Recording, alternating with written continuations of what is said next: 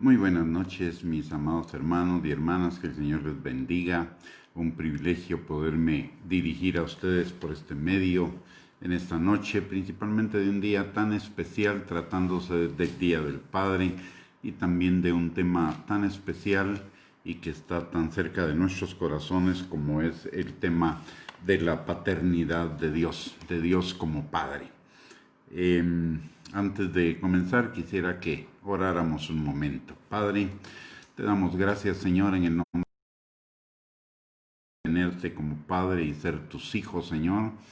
En esta hora, Padre, venimos pidiéndote, Señor, que tú abras los ojos de nuestro entendimiento, abras nuestros oídos, pero por sobre todo que abras nuestro corazón, para que podamos entender y comprender tu palabra, Señor, y entrar en una nueva dimensión del conocimiento tuyo como Padre, Señor.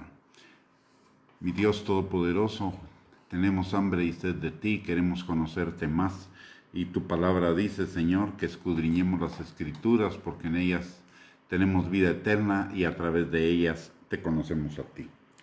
Que tu Espíritu Santo, Señor, en esta hora nos enseñe y nos guíe hacia toda verdad, que nos revele, Señor, lo que hay en tu corazón, así como el Espíritu del hombre conoce al hombre, así el Espíritu del Señor, tu Espíritu Santo, te conoce a ti, Señor, y necesitamos que hoy venga a nuestros corazones una revelación de ti, Señor, una revelación que transforme, una revelación que cambie, una revelación, Señor, que nos lleve a un mayor nivel de plenitud en ti, Padre.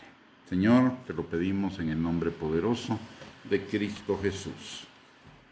Amén.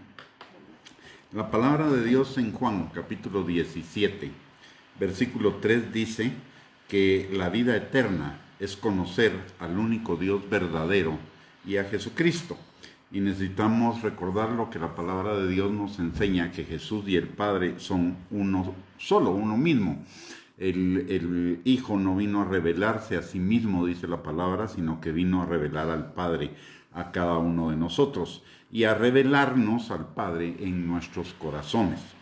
Y el tema del conocer en la Biblia no se trata de el conocer que para nosotros es el significado usual de la palabra, como por ejemplo, soy nuevo en un barrio, voy a la tienda, veo al tendero, me atiende y entonces regreso diciendo a mi casa, conocí al tendero.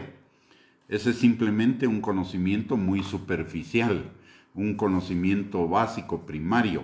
Pero cuando la palabra de Dios nos dice que conozcamos a Dios, se está refiriendo a un conocimiento profundo, a un conocimiento íntimo, a un conocimiento relacional, a un conocimiento dinámico, tal como lo manifestó Job. Al final del libro de Job, en el versículo 40, en el capítulo 42, dice, de oídas te había oído, pero ahora te conozco. Y es ese conocimiento al cual el Señor aspira que nosotros lleguemos. De hecho, Jesús dice en su palabra que Él es el camino, la verdad y la vida. Nadie llega al Padre sino a través de Él. Y ese llegar al Padre quiere decir llegar a ese conocimiento íntimo de Dios como nuestro Padre. En el proceso de llegar a ese conocimiento, nos encontramos con un obstáculo que es el obstáculo principal. Y ese obstáculo es el diablo.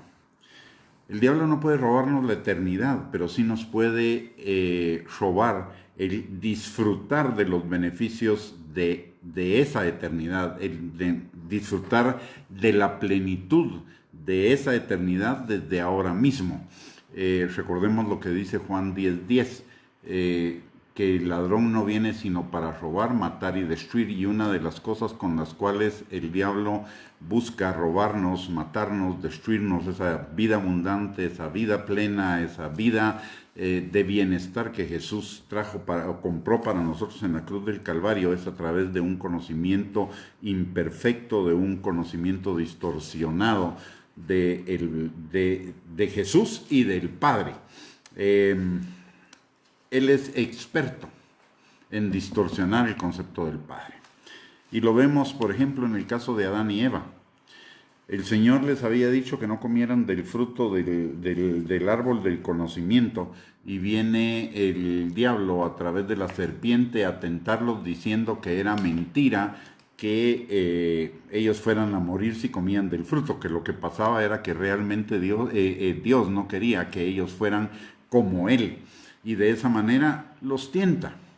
Vemos también, por ejemplo, en el libro de Job, un concepto totalmente distorsionado de Dios, tanto en lo que se refiere de Dios el Padre, tanto en lo que se refiere a Job como en lo que se refiere a los amigos de Job. Solo el último de ellos, Eleazar, es el que tiene un concepto más real, más aproximado de Dios, pero los tres amigos de Job de ninguna manera, y Job tampoco en ese momento. Por eso es que Job exclama al final del libro y después de todo el proceso por el que pasa, que finalmente había conocido a Dios, ya no de oídas, sino de verdad.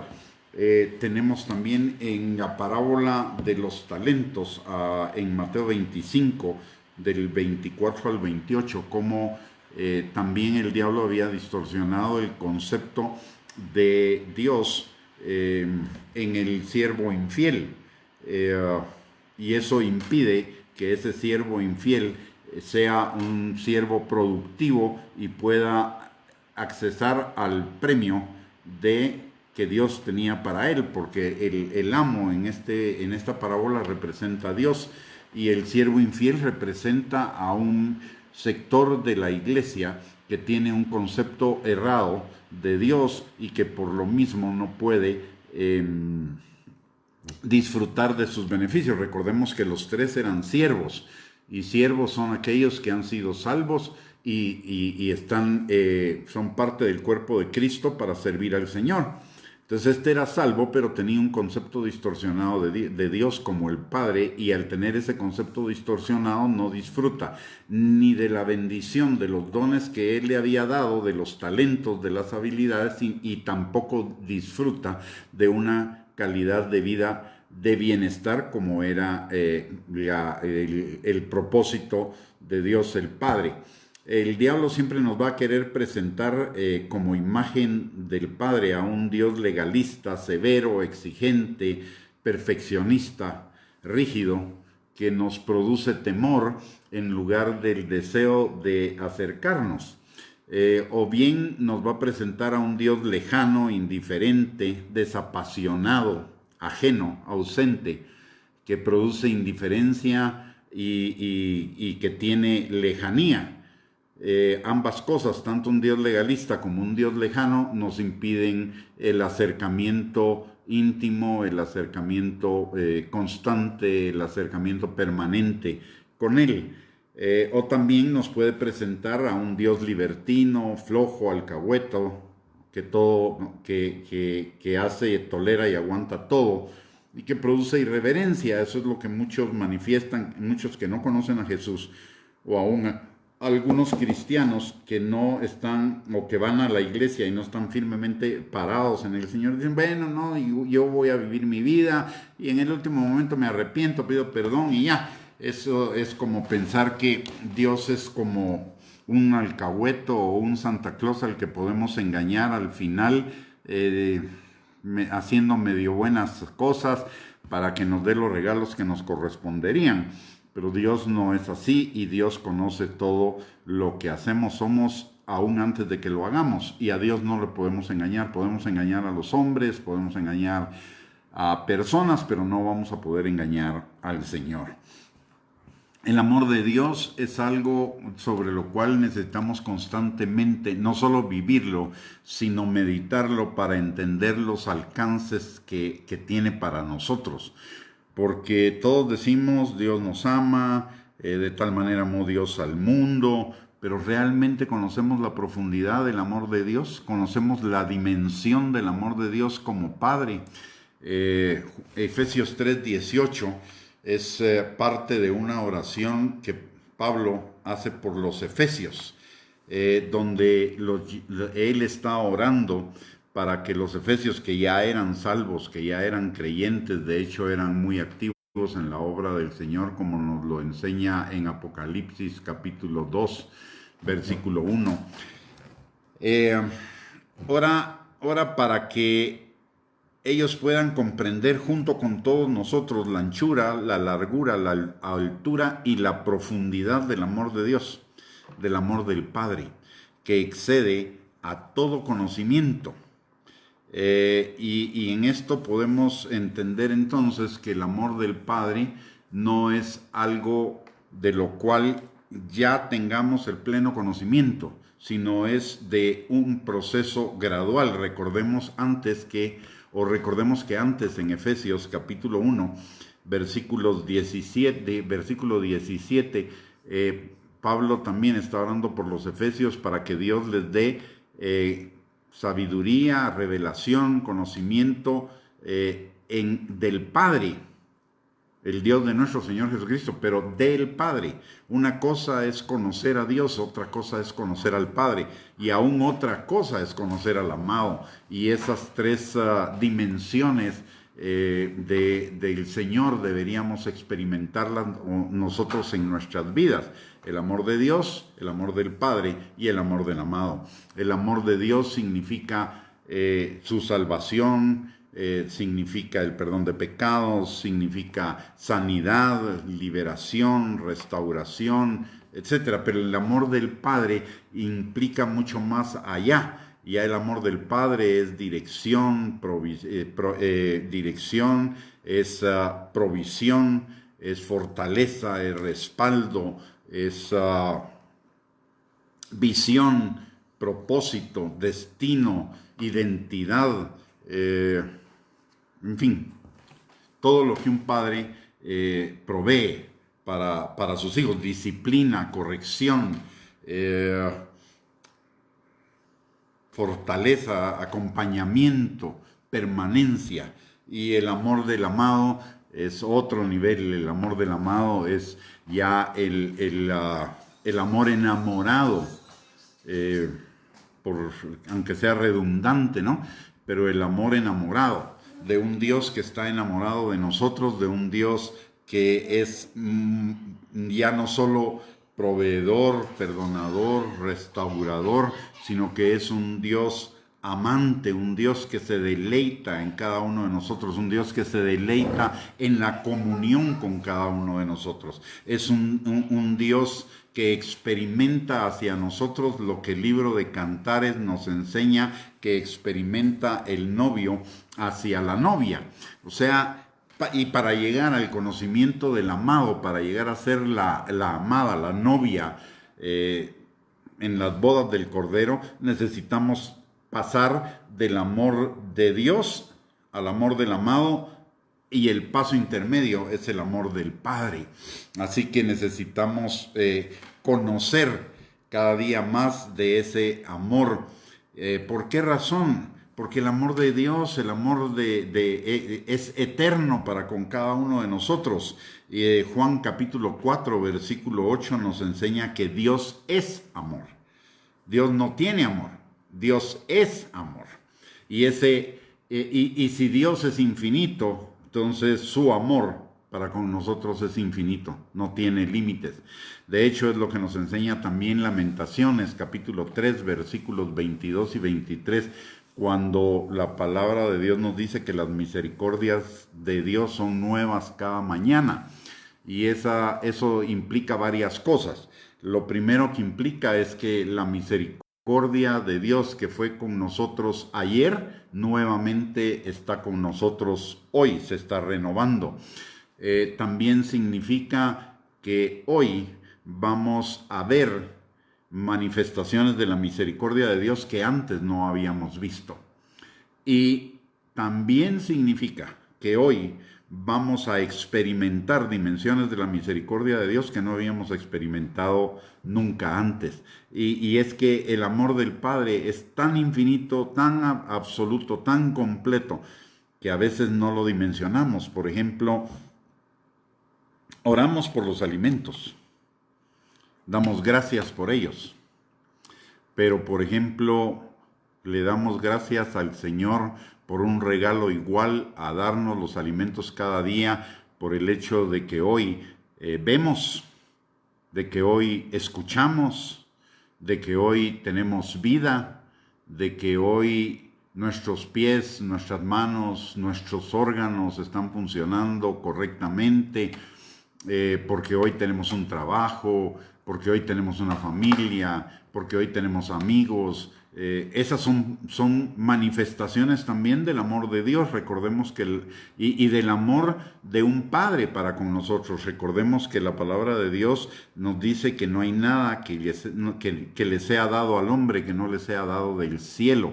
Así que esas son manifestaciones de la misericordia de Dios que se han reiterado cada día de nuestra vida desde el momento en el que nosotros venimos a este mundo, y que sin embargo muchas veces ni siquiera somos conscientes de eso, sino que lo damos como un hecho natural, como una situación, pues no consideramos que sea realmente Dios el que nos provee de ese tipo de cosas.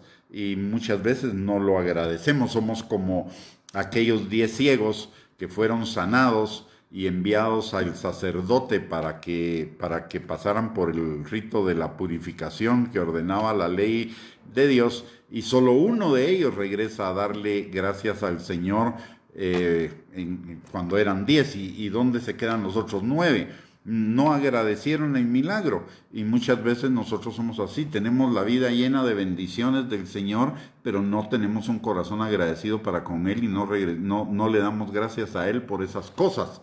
El concepto del amor, nosotros en una buena medida lo tenemos desvirtuado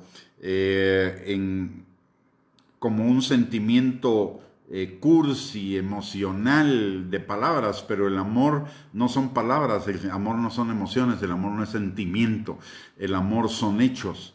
Hay un dicho antiguo que dice que obras son amores y no buenas razones.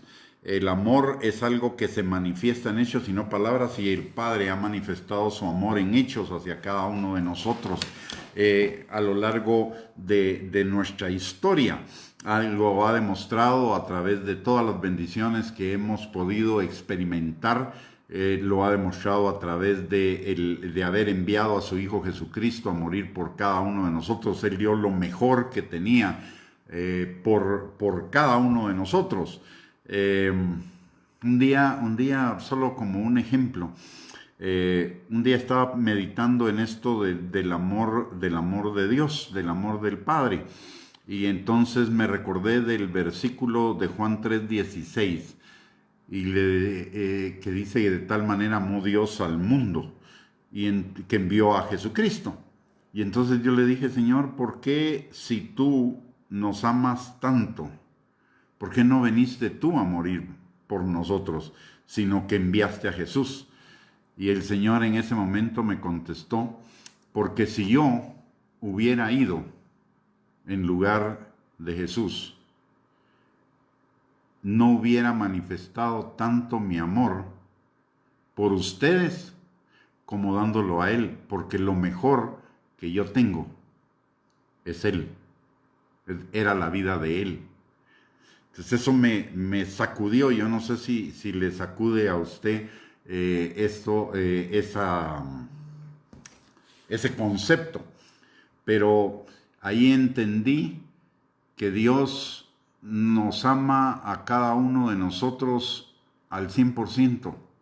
Dios no se queda nada en cuanto a su amor por nosotros, y su amor implica muchísimas cosas. Implica, por lo menos le puedo hablar de 3 grandes aspectos del amor de Dios como Padre. En primer lugar, la misericordia de Dios. ¿Qué implica la misericordia? Es no darnos nuestro merecido. Nosotros merecíamos el infierno. Sin embargo, el Señor en su misericordia asumió en sí mismo el castigo que nos correspondía a cada uno de nosotros. La otra dimensión de su amor es su gracia.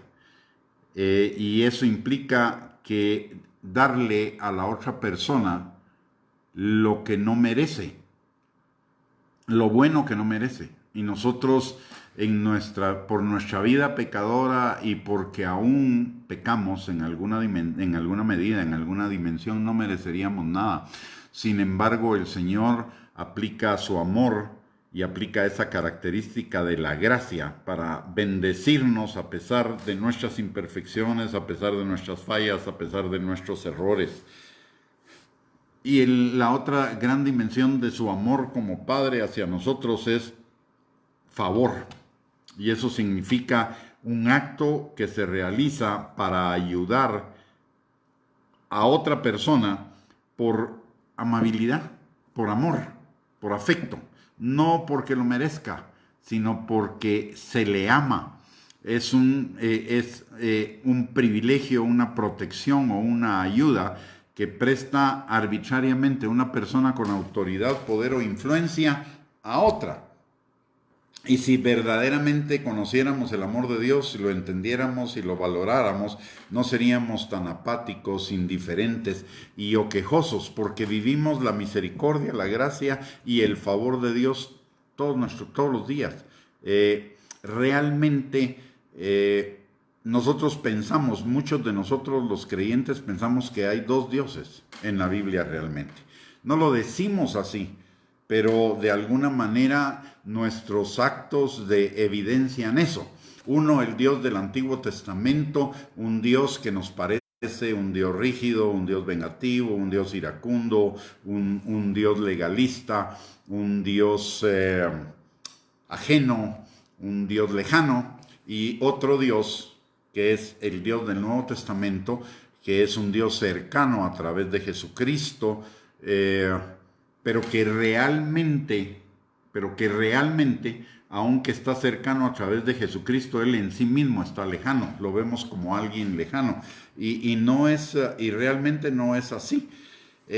Vemos, por ejemplo, a Jesús como alguien, como nuestro amigo, nuestro hermano, alguien buena onda, pero al Padre lo vemos de alguna manera con temor, con alguna rigidez, lo vemos un tanto iracundo, y no es así. Solo déjeme regresar al Antiguo Testamento. Nosotros, para entender el amor del Padre, el amor del Padre se manifestó para con Israel a lo largo de toda la Biblia, aun cuando Israel nunca lo reconoció como Padre, lo reconocía nada más como Dios. Sin embargo, cuando nosotros nos situamos en el lugar de Israel, no en el lugar de nosotros la iglesia desde aquí, desde este lado, y a Israel como alguien ajeno, sino cuando nos ponemos en los pies de Israel, nos damos cuenta de qué tanto el amor del Padre hacia Israel, a pesar de que muchísimas veces lo rechazaron, lo dejaron, a pesar de todas las maravillas, de todas las bendiciones, de todo el amor, de toda la misericordia, de toda la gracia, de todo el favor que Dios le daba al pueblo de Israel todo el tiempo, ellos constantemente lo estaban rechazando. Y Dios muchas veces ni siquiera esperaba el arrepentimiento del pueblo de Israel para restaurar su misericordia, su gracia, su favor sobre ellos, sino que lo hacía por amor a Abraham, por amor a David, sus siervos. Y eso nos habla de realmente el amor del Padre, que está tan bien ejemplificado, tan bien graficado, mostrado en la parábola del Hijo Pródigo. Y hoy quiero hablarles de esa parábola especialmente. En la parábola del Hijo Pródigo encontramos realmente dos hijos y a un padre. El padre representa a Dios y los dos hijos representan dos sectores de la iglesia, porque ambos eran hijos. Uno de ellos no manifiesta al mundo. Muchas veces interpretamos que el hijo pródigo es los que no creen en Jesús, pero la Biblia claramente dice que los dos eran hijos, y Juan capítulo 1 versículo 12 dice que a los que creen en su nombre les dio potestad de ser hechos hijos de Dios. O sea, y esta es una parábola que ejemplifica el reino de Dios. Entonces encontramos dos hijos. El primer hijo, que era el hijo menor, viene y le dice: Padre, dame la parte de mi herencia que me corresponde. Esto, en la tradición judía, era una forma de decirle al papá, mejor sería que estuvieras muerto. Fíjese la primera ofensa. Luego viene el padre y en su amor le da la herencia a los dos hijos, al hijo mayor y al hijo pródigo, que era el menor. Al hijo mayor le da una doble porción, como era la tradición en la cultura judía de ese tiempo, y al hijo menor le da su parte. Dice la palabra que el hijo menor, juntando todas sus cosas un día, se va de la casa del padre. Y esto en la cultura judía significaba una segunda ofensa del hijo menor al padre. Le estaba diciendo, mejor me es vivir en la calle que en tu casa. Segunda ofensa. Va el hijo menor y se va a otra provincia lejana. Y ahí desperdicia toda su herencia en parranda y en mujeres. Y esta es una tercera ofensa. Le está diciendo al padre, me importa un rábano o un pepino el esfuerzo que hayas hecho en ganarte este dinero que hoy es mi herencia. Yo me lo gasto y no lo aprecio en lo más mínimo. Tercera ofensa. La cuarta ofensa de este hijo pródigo es cuando se queda sin nada y dice la palabra que vino una gran hambre a ese lugar. Y en lugar de regresar a la casa del padre arrepentido, se va con un ciudadano de ese lugar. Que le estaba diciendo cuál era el mensaje, que es la cuarta ofensa, si no estoy mal. Le está diciendo, es mejor vivir de arrimado en otro lado que vivir contigo. No sos un buen padre, no vales la pena. Aún en mis peores momentos, es mejor cualquier otra persona que tú. Bueno, se va a vivir a trabajar a la finca de este ciudadano y va a cuidar cerdos. Otra ofensa más, porque en la religión judía de ese tiempo, en la cultura judía de ese tiempo, el cerdo era un animal inmundo. Un animal que un judío no debería tocar porque significaba el contaminarse. Y este hijo pródigo hace eso. Le está diciendo al padre una nueva ofensa. A mí me importa un rábano tu religión, me importa un rábano tus creencias. Yo renuncio a tus creencias y no me importan. Todo lo que me pudiste haber enseñado acerca de tus creencias, de tus valores, de tus principios, no me importa. Pero no termina ahí. Dice la palabra que aún así tenía hambre y que deseaba comer la comida de los cerdos. Y eso implicaba hacerse como un cerdo, ya no solo contaminarse, sino ser inmundo, ser impuro, como un cerdo. O sea, miremos la cantidad de ofensas, hagamos una recopilación. El pedirle herencia, el irse de su casa, el dilapidar todos sus recursos, el irse a vivir con un ciudadano, con un extranjero en lugar de regresar a la casa de su padre, el cuidar cerdos, el querer ser como un cerdo. Son 6 ofensas, y 6 ofensas graves que van en contra del padre. De este hijo pródigo. Y sin embargo, dice la palabra que este hijo, a pesar de las ofensas, de todas las ofensas que había hecho, llega un momento que vuelve en sí y dice, en la casa de mi padre hay abundancia de pan y yo aquí perezco de hambre. Regresaré a la casa de mi padre y le diré, ya no soy digno de ser llamado tu hijo, hazme como a uno de tus jornaleros, como a uno de tus empleados. Y aquí hay un punto que es importante. Este muchacho había vivido por lo menos 18 años en la casa de su padre, pero no conocía a su padre, no conocía el amor de su papá. ¿Por qué razón? Porque él en su mente estaba pensando que su padre era tan rígido, drástico, legalista, etcétera, etcétera, etcétera, que lo iba a recibir como un jornalero, que iba a aceptar que él ya no fuera su hijo y fuera un empleado. Ninguno de nosotros en su sano juicio rechazaría a un hijo contratándolo como un empleado si este hijo regresara de una vida corrupta, de una vida pecaminosa, de una vida rechazante hacia nosotros, que se hubiera ido de casa y se hubiera caído en drogas, en alcoholismo, en prostitución, en delincuencia, en lo peor. Ninguno de nosotros, a pesar de eso, recibiría a ese hijo como un empleado, lo recibiría como un hijo y lo restauraría. Pero este muchacho no conocía realmente, había vivido 18 años en la casa de su padre, pero no conocía a su padre. Regresa. Y la palabra de Dios dice que el padre, viéndolo de lejos, sale corriendo a su encuentro. Mire lo que había pasado. Este padre siempre estuvo pendiente de su hijo, porque si no, no hubiera sabido que venía de regreso y no lo hubiera estado esperando. O sea, siempre supo todo lo que había hecho el hijo. De hecho, el hermano mayor sabía que el otro había dilapidado su herencia en prostitutas y en fiestas. O sea, el padre sabía todo acerca del hijo, sabía de todas las ofensas que este hijo había hecho. Y sin embargo, dice que cuando lo ve de lejos, sale corriendo a su encuentro. Y aquí pasa algo interesante. También hay que conocer la cultura judía.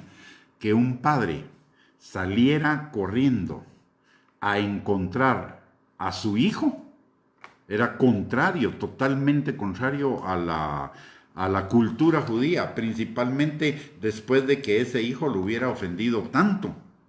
Eso era inadmisible en la cultura judía. Y sin embargo, el amor del padre lo hace salir corriendo a reencontrarse con su hijo.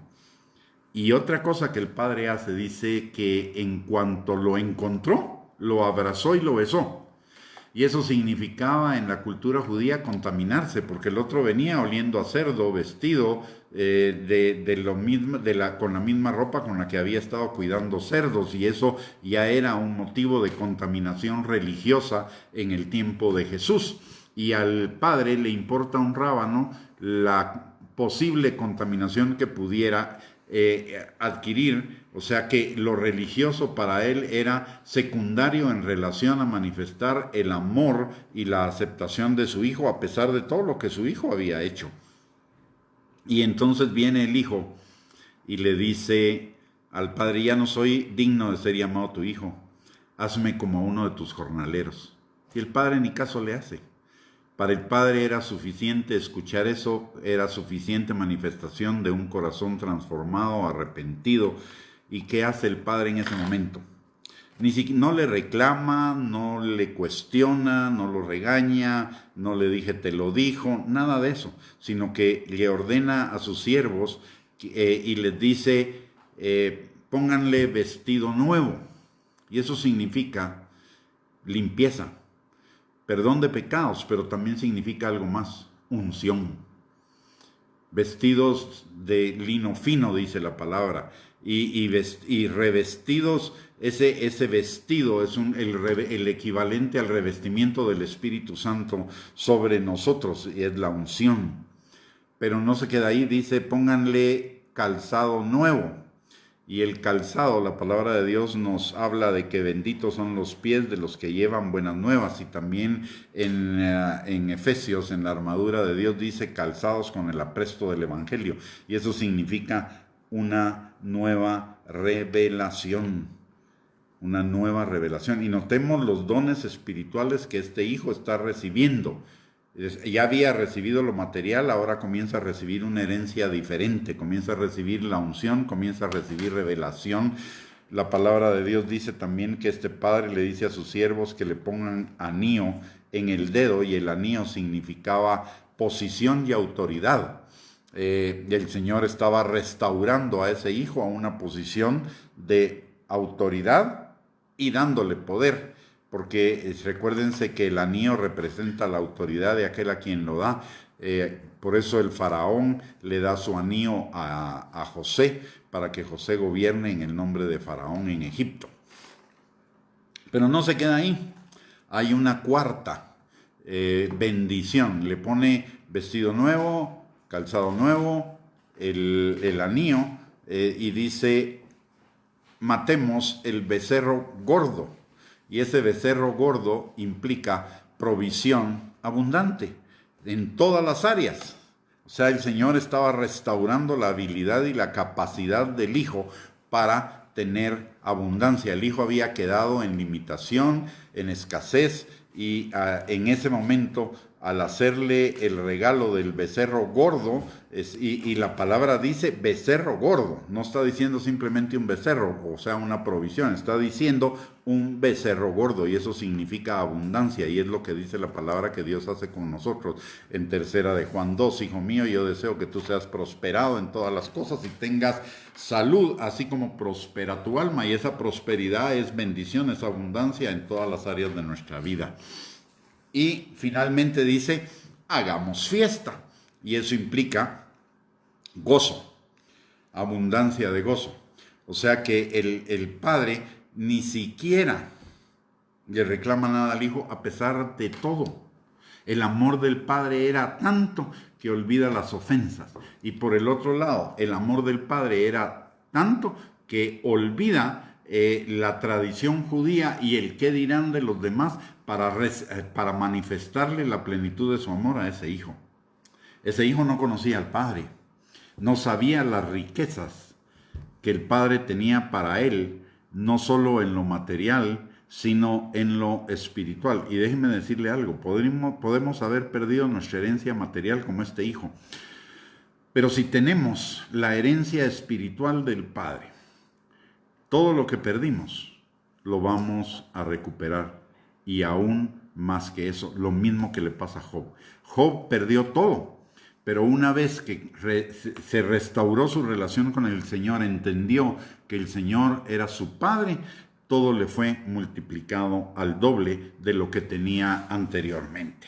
Pero principalmente recibió el beneficio, la bendición de lo espiritual, la restauración, porque también en el proceso de que este hijo viene, ahí vemos una restauración en lo emocional. El hijo venía de cuidar cerdos y de la noche a la mañana, después del arrepentimiento, es restaurado a su posición de hijo. El hijo venía lastimado, sintiéndose rechazado, que iba a ser rechazado por el padre, y sin embargo lo que recibe es aceptación, y todo eso nos manifiesta de una restauración en el corazón que el Padre opera en el Hijo.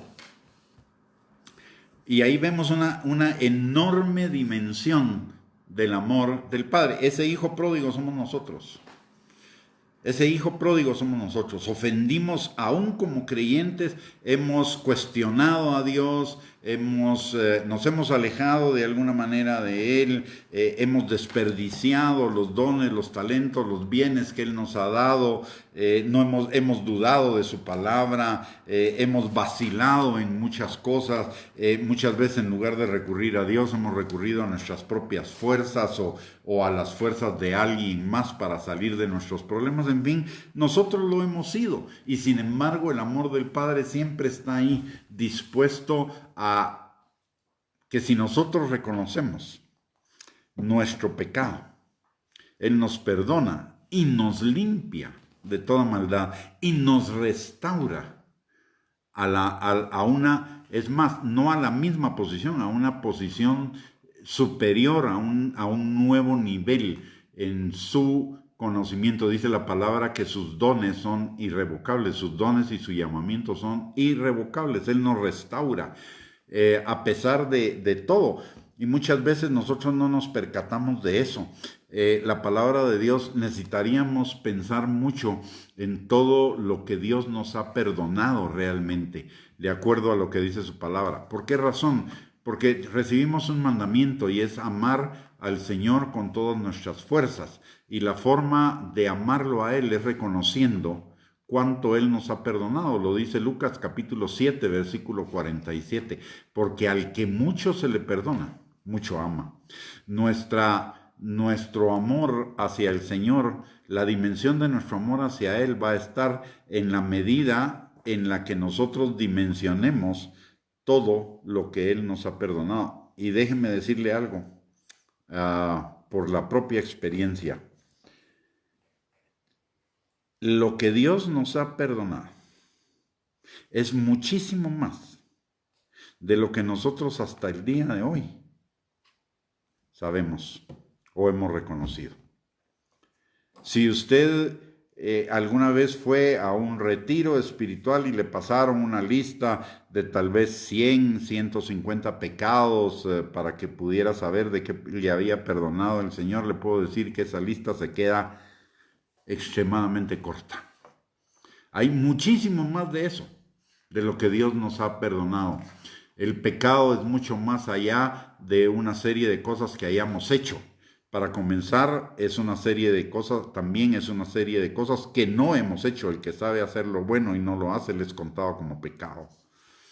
El que no hace las cosas, todo lo que no proviene de fe, el que no hace las cosas por la fe, le es contado como pecado, dice la palabra. O sea, solo ahí ya le puedo decir 3, pero hay algunas cosas más que nosotros tal vez no alcanzamos a entender todavía, de las cuales Dios nos ha perdonado, pero necesitamos meditar y recordar todo lo que Él nos ha perdonado a lo largo de nuestra vida, no solo antes de conocer al Señor, sino ya conociéndole, para que podamos dimensionar esa plenitud de su amor, porque muchos de nosotros pensamos ya fuimos perdonados, ya somos salvos, ya somos perfectos y no pecamos. No.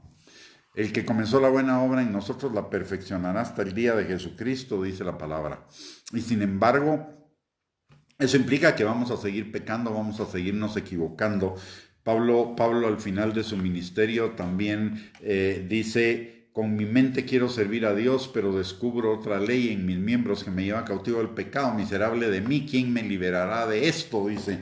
Y el mismo Pablo dice: por mucho que ya haya corrido la carrera, ya haya alcanzado muchas metas, aún prosigo para alcanzar la meta del supremo llamamiento de Dios en Cristo. Eso hablaba de su imperfección, del reconocimiento de su imperfección. Y nosotros todavía no hemos llegado a la altura del varón perfecto, a la plenitud de Cristo, que es el propósito de Dios. Y sin embargo, el Señor, a pesar de nuestras imperfecciones, de nuestras fallas, ahí sigue bendiciéndonos con toda bendición espiritual, aceptándonos en el amado, bendiciéndonos, guardándonos, protegiéndonos. Aunque andemos en valle de sombra de muerte, Él está con nosotros. Él prepara nuestra victoria. Él nos lleva de gloria en gloria y de victoria en victoria. El Señor nos sana, nos restaura, nos liberta, etcétera, etcétera, etcétera, etcétera. Eso manifiesta su gran amor y es más allá de lo que nosotros nos imaginamos. Es el amor del Padre, el amor perfecto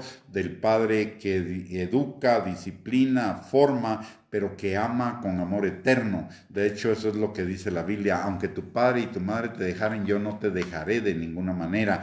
Y con amor eterno te he amado y te he extendido mi misericordia. Y aun cuando te salgan canas y estés canoso, dice la palabra de Dios, el Señor nos cuidará. O sea, hay muchísimo que explorar del amor del Padre para con nosotros. Y déjeme decirle esto: todos le decimos a Dios Padre, pero una cosa es decirle a Dios Padre y otra cosa es vivirlo como Padre. Y todos nos decimos que somos hijos de Dios, pero una cosa es ser hijo de Dios y otra es vivir como hijo de Dios. Y este hijo pródigo no vivía como hijo. Él sabía que era hijo, pero no vivía como hijo. El hermano mayor tampoco. Y esto representa a otro sector de la iglesia, un sector que es legalista, que es rígido, un sector activista que está buscando salario en lugar de herencia. Viene el hijo mayor y recuerde que el padre le había repartido a los dos la herencia. Pero viene el hijo mayor y cuando ve que el padre le hizo fiesta al otro que había regresado, le dice, tu hijo fue a desperdiciar su herencia con prostitutas, en parrandas, etcétera, etcétera, etcétera, y tú haces fiesta y a mí no me has dado ni siquiera un corderito para... yo te he servido, yo no me fui de la casa, yo te he servido toda mi vida y ni siquiera me has dado un corderito para disfrutar con mis amigos. Era tan rígido, tan legalista, tan cuadrado, que tampoco estaba disfrutando el ser hijo porque él era dueño de todo, de hecho, de todo lo que había quedado en la casa, él era el dueño porque ya había recibido toda la herencia y el hijo menor se había llevado su parte. O sea, él tenía herencia pero no lo estaba disfrutando. ¿Por qué? Porque tampoco se sentía hijo. Él dice, te he servido y ni un corderito me has dado. O sea, estaba esperando salario, no era hijo, era empleado. Hoy... Y esto es importante porque muchas veces en el ámbito cristiano, mucha gente quiere tener el título de siervo, como que si fuera una gran cosa. El mayor título que nosotros podemos tener y que vamos a alcanzar en nuestra vida es el título de hijos. Eso es lo que, vivir como hijos, es lo que nos va a garantizar una vida plena, una vida abundante, una vida de bienestar, una vida en victoria, una vida como más que vencedores, solo siendo hijos, no por nuestros méritos, no por nuestras obras, sino experimentando la plenitud del amor del Padre. Esta parábola es una invitación a meditar cuál es nuestra posición delante del Señor, si realmente lo estamos viendo a Él como Padre o tenemos la idea de que es un Dios de salarios, no de herencias, que es un Dios rígido, un Dios que nos evalúa y nos bendice de acuerdo a nuestras obras, o bien es un Padre amoroso que derrama su gracia y su misericordia sobre cada uno de nosotros independientemente de nuestras obras. No quiere decir que nuestras obras no sean importantes. Nuestras obras son la evidencia de que somos hijos de Dios, pero no son la llave que abre las bendiciones de Él para cada uno de nosotros, y eso lo tenemos que tener claro. La palabra de Dios lo dice en Efesios capítulo 1, versículo 3, que ya fuimos bendecidos con toda bendición espiritual en los lugares celestiales en Cristo Jesús. Desde antes, desde la cruz, fuimos bendecidos con toda bendición espiritual. De hecho, eso y lo espiritual determina lo natural. Así que ya usted y yo, como hijos del Padre, somos bendecidos. Lo que necesitamos es disfrutar de esa herencia y caminar en la madurez. La herencia va de la mano con la madurez. Vamos a recibir la herencia, vamos a vivir la herencia en la misma medida en la que vayamos adquiriendo la madurez. ¿Y qué significa la madurez? La madurez es crecer a la estatura del varón perfecto, a la plenitud de Cristo, como carácter y como servicio y ministerio. El amor del Padre está disponible ahí. Y sabe cómo conocer un poco más del amor del Padre.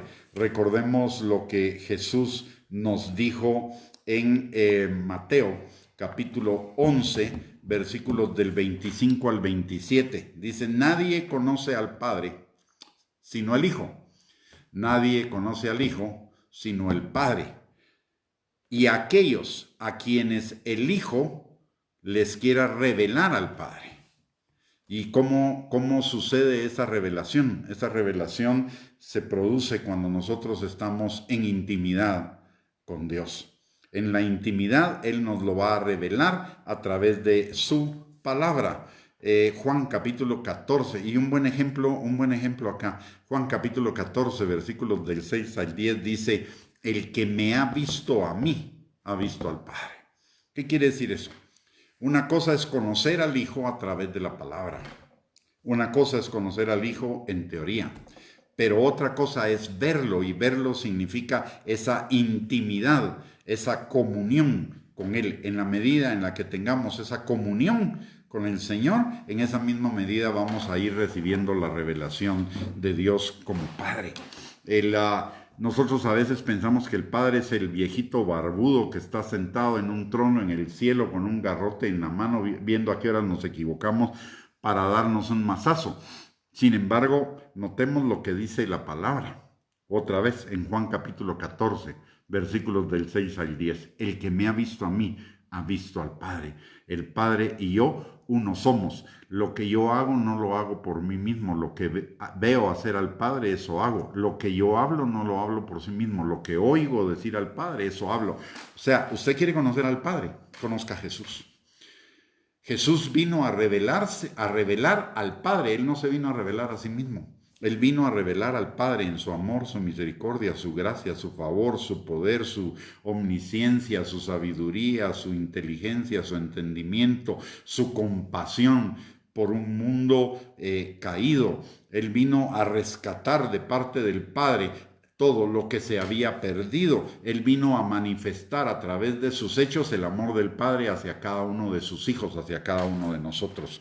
Así que dejemos de ver a Dios como ese Señor rígido que está en el cielo y que solo tiene, que tiene un gran ojo para ver lo que hacemos, y comencemos a verlo como realmente Él es, un Padre amoroso, un Padre maravilloso. Y le voy a contar una experiencia que yo tuve como testimonio, para ver cómo nosotros a veces tenemos una idea equivocada del Padre y cómo Dios realmente es. Un día yo estaba, mi papá es un buen hombre, ya se fue con el Señor, pero era un buen hombre. Sin embargo, era un hombre muy disciplinado, muy rígido, casi que parecía militar sin haberlo sido. Y entonces yo tenía un carácter mero especial de niño. Era un poco rebelde, era también desordenado, era muy travieso. Y mi papá me hablaba y no hacía caso, y entonces, vara. Y yo me acostumbré a que el trato de mi papá conmigo era vara. Una vez ya convertido, comencé a pasar por dificultades. Y yo pensaba que Dios era como mi papá. Rígido, disciplinado, castigador, que trataba conmigo a base de golpes.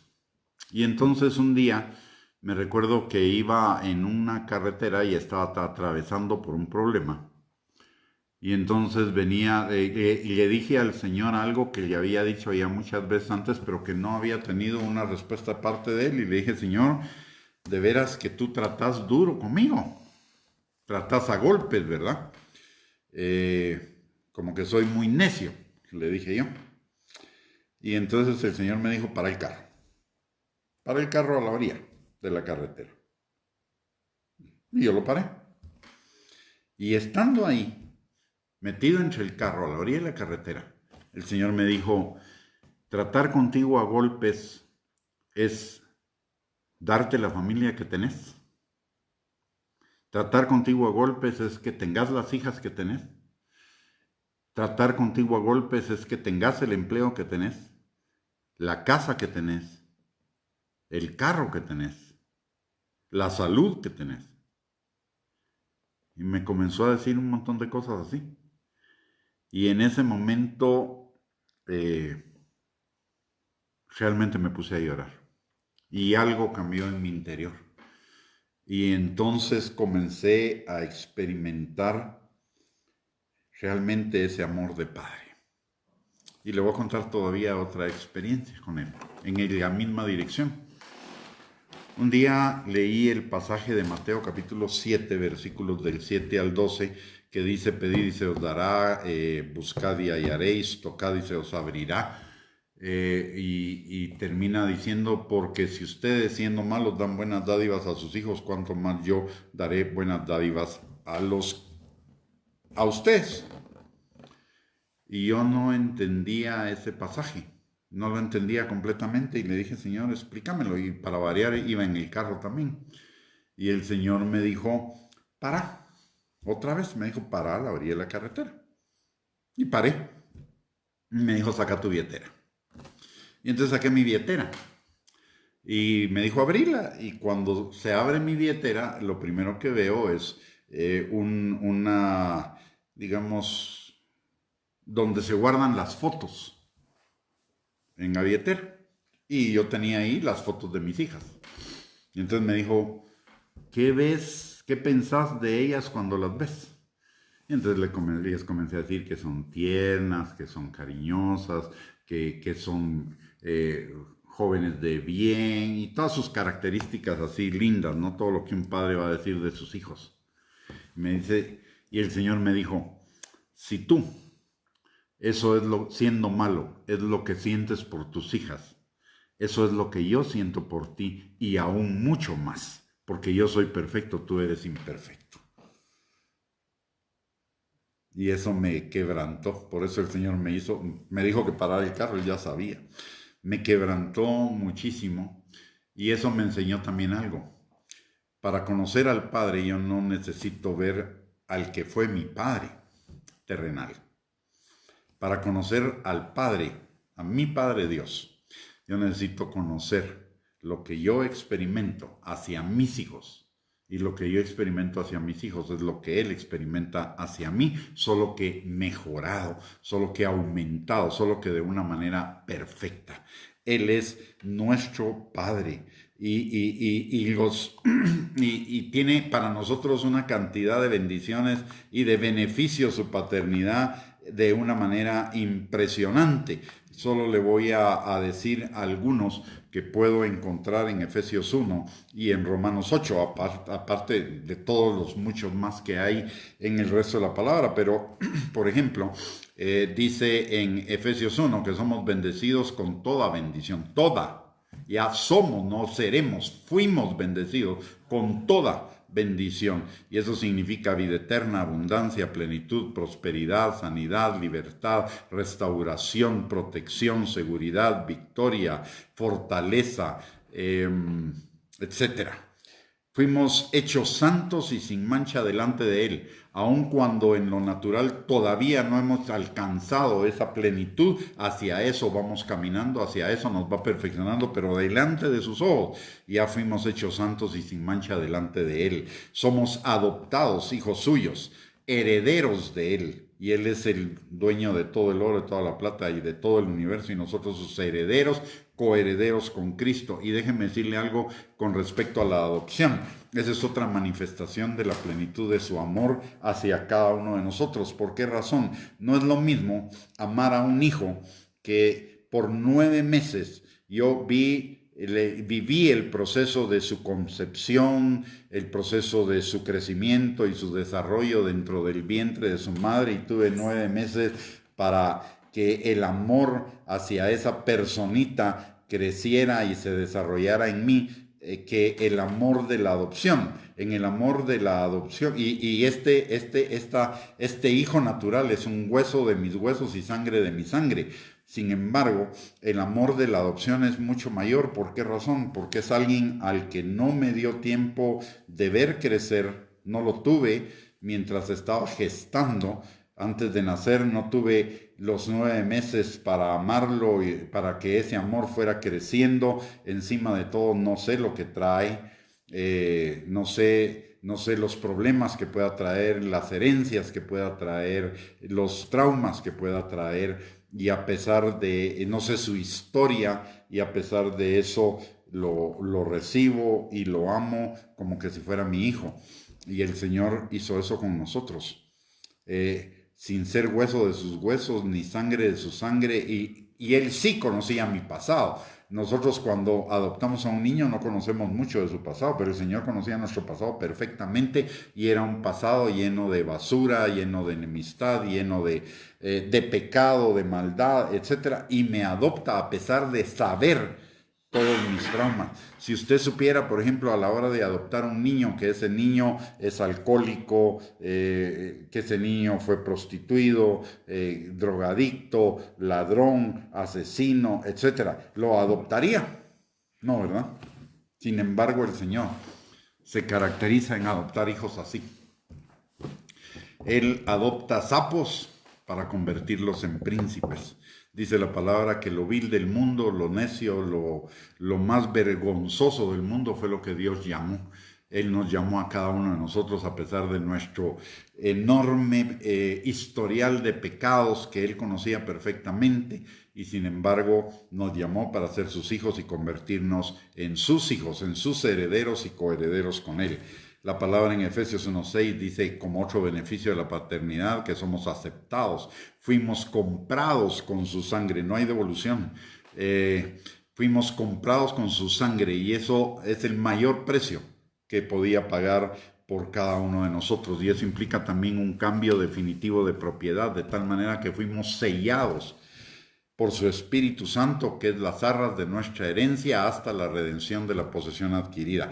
O sea, a pesar de nuestras imperfecciones, Él nos adopta de una vez y para siempre. Mire, la adopción no tiene reversión.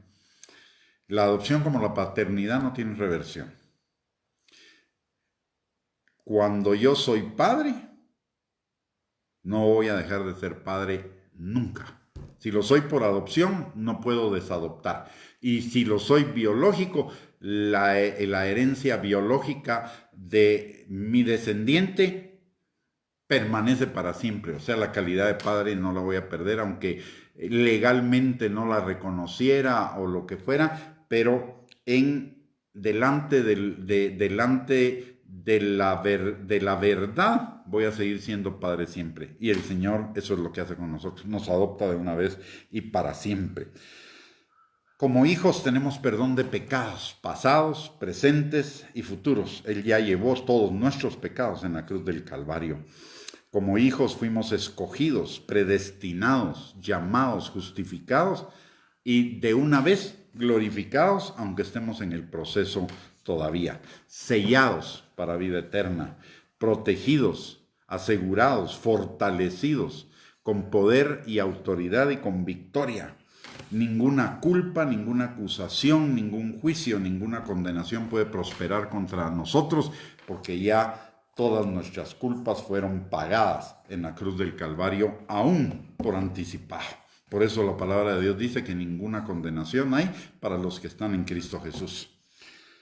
También fuimos hechos libres de la ley del pecado, de la muerte, del temor, de las fortalezas que nos llevaban al pecado, de esos patrones de conducta que nos llevaban al pecado, esclavos del pecado, y ahora entramos en una dimensión nueva de libertad en el Espíritu, porque donde está el Espíritu de Dios, ahí hay libertad. Y hemos recibido no solo el regalo de la salvación en Cristo Jesús, sino como hijos hemos recibido ese vestido nuevo, ese empoderamiento. ¿A través de qué? A través del Espíritu Santo viviendo en nosotros, con nosotros y sobre nosotros. Y el Espíritu Santo nos equipa, el Espíritu Santo nos empodera, el Espíritu Santo nos corrige y nos da dirección para guiarnos a toda verdad, para guiarnos a toda victoria, nos recuerda y nos revela la palabra de Dios y nos revela cada vez más del corazón del Padre. Recordemos lo que dice Jeremías 33:3, clama a mí, yo te responderé y te enseñaré cosas grandes y ocultas que tú no conoces. El Espíritu Santo es el poder que nos ayuda a hacer morir las obras de la carne en nosotros, es el que produce el fruto del Espíritu en nosotros: amor, gozo, paz, paciencia, benignidad, bondad, fidelidad, mansedumbre, templanza. Es el que derrama el amor de Dios en nuestros corazones, el que nos ayuda en nuestra debilidad, en toda nuestra debilidad. No solo en algunas cosas, sino en cualquier área de debilidad. Ahí está el Espíritu Santo ayudándonos en todo para obtener la victoria, para salir avantes, para producir fruto, para ser más que vencedores. El Espíritu Santo es el que nos lleva a una relación real, plena, permanente, dinámica, eterna, anhelante con el Padre. Recordemos lo que dice Santiago capítulo 4 versículo 5, que el Espíritu que Él ha hecho morar con nosotros nos anhela celosamente, y el Espíritu es la esencia de Dios, es Dios en nosotros. Así que esos son apenas algunos de los beneficios de ser hijo del Señor. Y quiero terminar con esto. La palabra de Dios dice que fuimos escogidos desde antes de la fundación del mundo. Nosotros podemos ser un accidente para nuestros padres. Pudimos haber sido colados para nuestros padres. Pudimos no haber sido planeados ni deseados por nuestros padres. Pero por Dios fuimos deseados, planeados, anhelados desde antes de la fundación del mundo. No somos un accidente. Y la palabra de Dios dice en el Salmo 139, versículos del 13 al 16, que cuando aún estábamos siendo concebidos en el vientre de nuestra madre, el Padre estaba ahí, viendo cada una de las cosas que que fueran hechas como estaban escritas en su libro. ¿Por qué? Para cumplir ese propósito que Él tiene para nuestras vidas. Efesios capítulo 2, versículo 10 dice: somos hechura suya, creados en Cristo Jesús para buenas obras, las cuales Él preparó de antemano para que nosotros anduviéramos en ellas. Y Jeremías 29, 11 dice: porque yo sé los planes que tengo para ti, planes de bien y no de mal, para darte un futuro y una esperanza. Y eso es precisamente lo que hace el Padre. El Padre nos da una identidad. Yo pude haber sido rechazado por mis padres naturales, pero la palabra de Dios me dice: aunque mi padre y mi madre me dejaren con todo, yo te recogeré, dice Jehová. Y dice: yo no me olvidaré de ti, te tengo esculpido en la palma de mis manos. ¿Qué quiere decir eso? Que Él tiene una foto mía en la palma de sus manos. No tiene una foto en el frente de la mano, porque si él no se ve el frente de su mano uno no se ve el frente de su mano constantemente, se ve la palma. Y eso le recuerda que somos sus hijos, que Él nos ama, que somos especiales para Él, aún a pesar de nuestros defectos. No nos va a dejar con los defectos, Él nos va a perfeccionar, pero nos ama a pesar de ellos y nos seguirá amando eternamente y podremos disfrutar del amor de Él por toda la eternidad. Pero para comenzar a disfrutar de su amor como Padre es hoy. Hoy era un día especial para poderle compartir este mensaje. Hay muchísimo más que pudiéramos compartir del amor del Padre, pero si seguimos vamos a terminar tal vez mañana. Así que ya nos pasamos de la hora hablando del amor del Padre, porque hay muchísimo más que hablar de Él. Lo único es que esta enseñanza tiene como objetivo animarle, exhortarle a que exploremos cada día más en la intimidad con Él, en el conocimiento de su palabra, lo que significa ser Padre, y una manifestación de lo que significa ser Padre. Pongámonos en el lugar, por ejemplo, en el Antiguo Testamento. En el Antiguo Testamento Dios también era Padre para Israel, aunque Israel no lo admitió, no lo aceptó. Sin embargo, póngase usted en los pies de Israel, comience a experimentar lo que podía haber experimentado el pueblo de Israel, y cómo el pueblo de Israel experimenta la misericordia de Dios tantas veces, aún a pesar de que no se arrepentían. El Señor, aunque a veces no se arrepintieron, el Señor tuvo compasión, misericordia, gracia y favor para con ellos y los restauraba. Así que ahí también encontramos una manifestación del amor del Padre, pero cuanto más en el Nuevo Testamento. El Nuevo Testamento es la plena revelación de la paternidad de Dios. Todo lo que Jesús es el Padre. Y bajo esa perspectiva necesitamos acercarnos a la palabra, quitarnos cualquier anteojo de prejuicio o de mal concepto acerca de Dios como el Padre y ponernos los anteojos de ver al Padre en Jesús. Esta es una invitación y un animarlos a que hagamos eso. Y vamos a descubrir una fuente inagotable del amor del Padre hacia cada uno de nosotros. Feliz Día del Padre a todos los que son padres, que el Señor les bendiga. Gracias por el privilegio de permitirme compartir esta enseñanza que espero haya sido de edificación, de exhortación y de consolación para cada uno. Y si esta enseñanza le bendijo, compártala con sus contactos que crea que pueden ser bendecidos por esta enseñanza. Para eso las publicamos, para que puedan ser reproducidas para todos aquellos que nosotros no alcanzamos directamente, pero que pueden ser alcanzados a través de un acto de bondad, de amor, de misericordia suyo hacia ellos. Así que les invito a compartirla con sus contactos que crean necesario. Y si ustedes quieren recibir y profundizar más enseñanzas de la palabra de Dios y de este tema en específico, pueden suscribirse a nuestro canal de YouTube a nombre de Gustavo Bianchi. Ahí hay un apartado específico sobre enseñanzas acerca de Dios como nuestro Padre.